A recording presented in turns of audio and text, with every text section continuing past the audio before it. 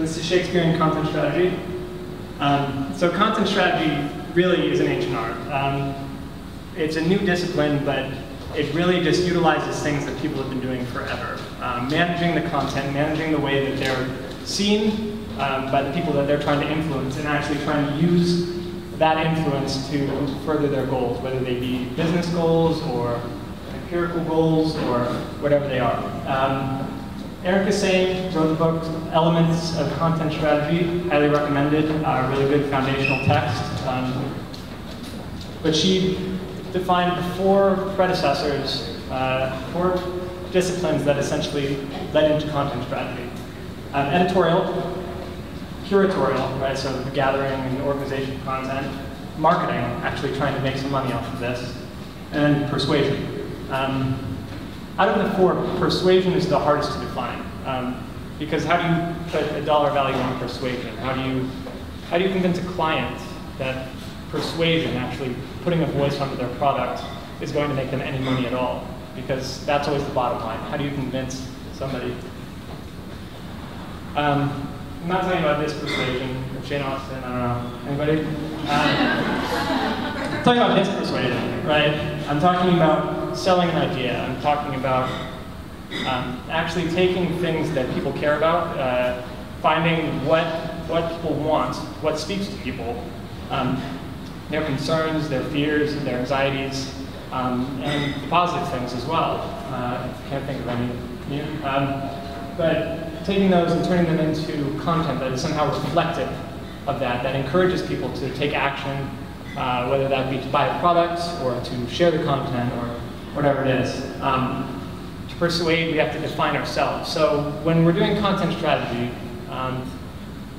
really how it started, how content strategy started is the web came along and all of a sudden brands became publishers. And they just started creating content because they could. And for a long time, you just had this huge mess of content. Search engines were trying to organize it, but weren't doing a very good job because we realized that humans needed to be there on the other side, taking that content and sculpting a story out of it. And to do that, or to any effect, that content has to be reflective of who you are. If you're an organization, the content should be reflective of your organization. So that means taking a look through your actual content, which, if anybody's done a who's done a content audit? Anybody?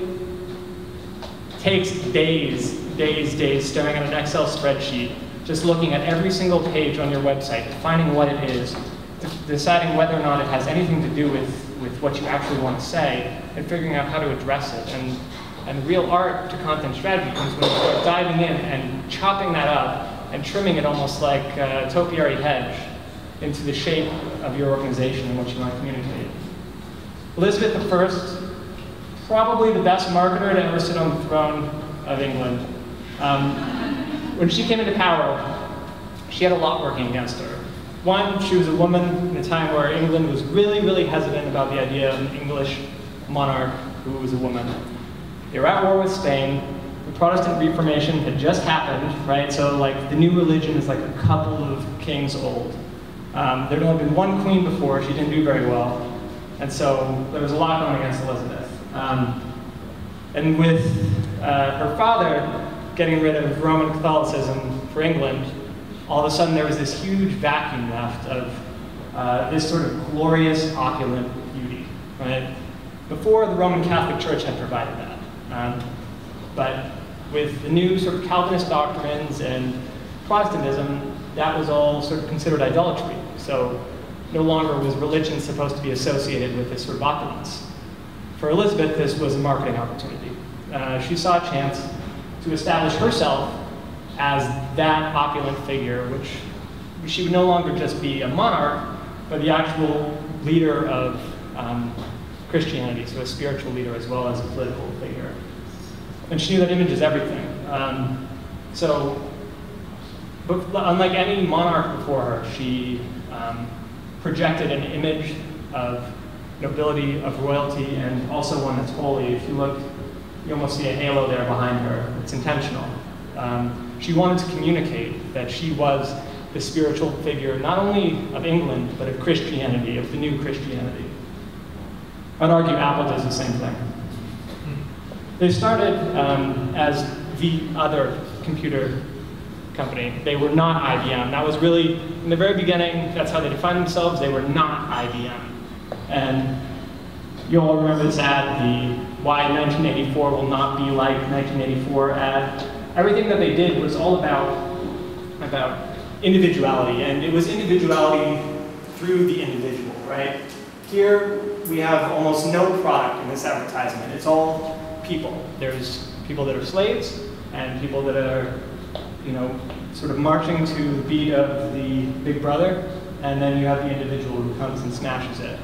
And in the end, we're told that a computer might be the access to that. 2004, 20 years after this ad, all of a sudden the paradigm has shifted. We're not talking about individuals anymore, we're talking about products. The way that we get to individuality is through products.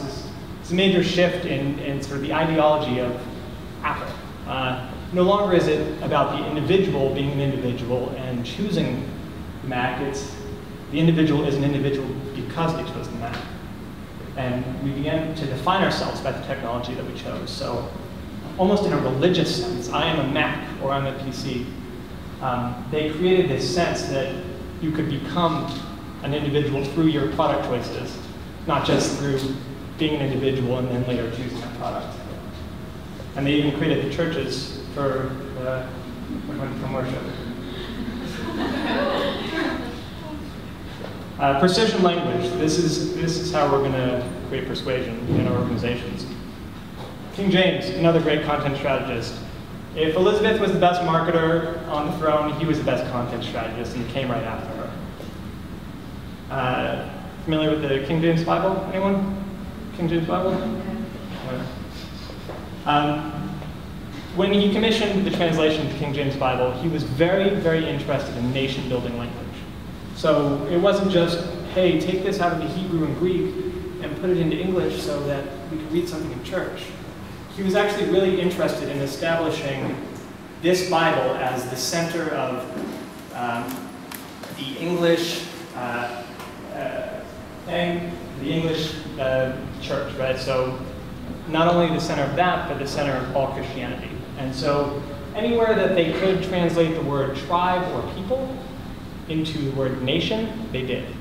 And all of a sudden it became about nation building. As England is becoming a nation, as England is becoming a center for arts and culture, becoming a major military power, obsessed with the idea of itself as a nation and God's nation, they had a Bible all of a sudden that supported it. King James and all of the people that nobody knows their name who actually translated it were responsible for that. But he wasn't the first guy to translate the Bible into English. He just was the first one to do it officially. About 75 years before, this guy, Tyndale, James, I'm thinking,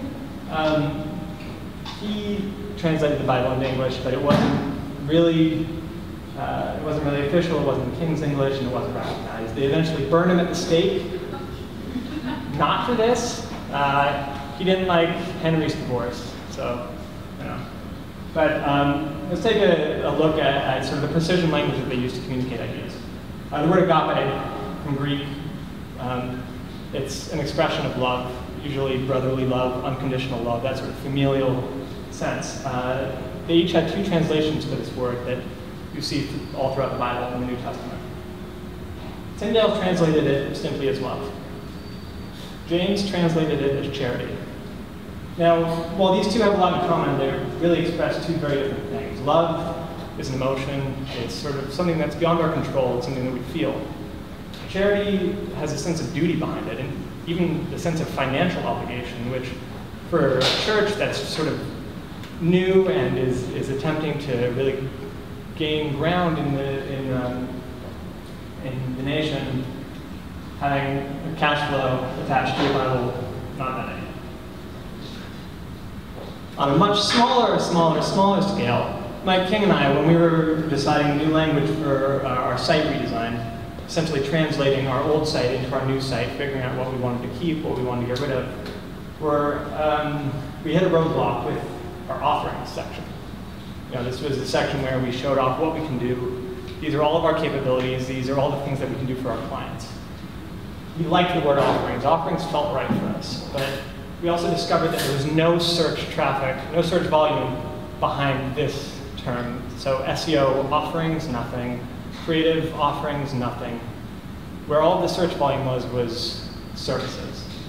But services just didn't feel right for us as a brand because somehow it communicated something very different. It was just one word, but the logical relationships just didn't coordinate with what we wanted to communicate.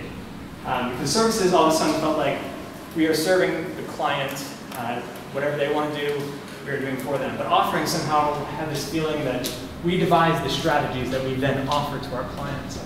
And I mean, we're talking like 12,000 exact match searches per month with services and nothing with offerings. So this was a really, really hard decision to make. But we had to make it because to go with services, even though it might seem trivial, would be a violation of what our brand was. And that was important to us. Other agencies have the same problem. Ogilvy, capabilities, no search volume, none. If we're going to be persuading our audiences, we need to think about audience targeting as well. So actually figuring out who our audiences are and designing content that speaks directly to them. That could be either through creating single pieces of content that act in different ways. So, creating a page, say, that has, video content along with, regular text. That's a really simple way of doing it, giving people an option. On the blog post we did promoting this meetup, that's what we did. Really basic. William Shakespeare, if Elizabeth was the best marketer and James was the best content strategist, William Shakespeare is the best marketer. But he didn't sit on the throne, so. But we have to question, why is Shakespeare eternal? He wasn't the only early modern playwright. He wasn't even the most popular early modern playwright. Marlowe, Kidd, Ben Jonson, these guys were actually more popular in their day. They were selling sort of the blockbuster plays that were presented, everyone was talking about, and everyone wanted to go see. Shakespeare was successful, but he wasn't James Patterson of his day. He was sort of like, I don't know, maybe more obscure writer. But he understood his audience, and he didn't think of only the audience that was sitting in front of him in the Globe Theater. He actually thought about an eternal audience. He was very, very preoccupied with the idea that his plays and his poetry would be read forever. And through that, he saw a chance for immortality.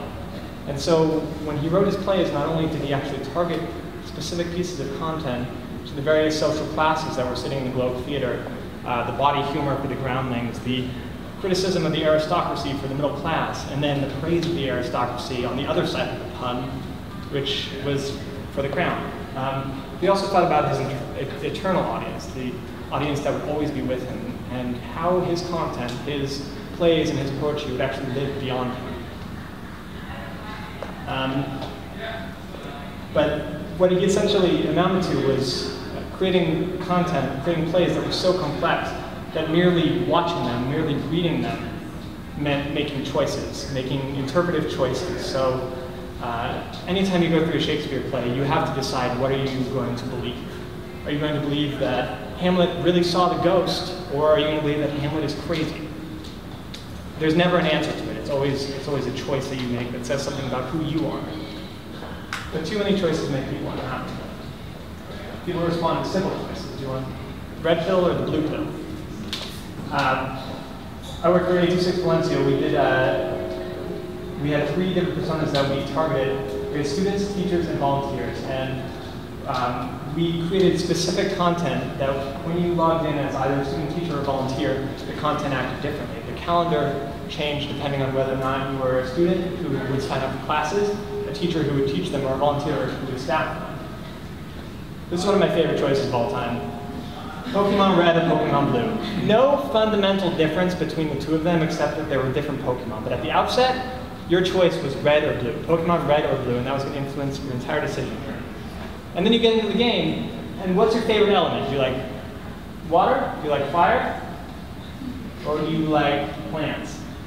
And that determines the Pokemon that you get for the rest of the game. You have to stick with this Pokemon, but they don't tell you any of that at the beginning because they offer simple choices that have very profound effects on your experience.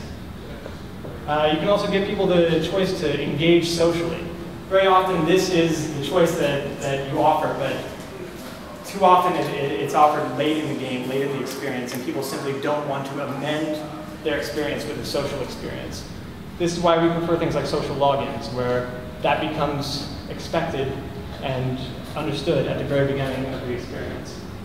BT Buckets is a good tool. I haven't used it yet, but I'm really interested in it, where you can actually use your analytics data to create custom versions of each page to target specific demographic groups that you've identified in persona research.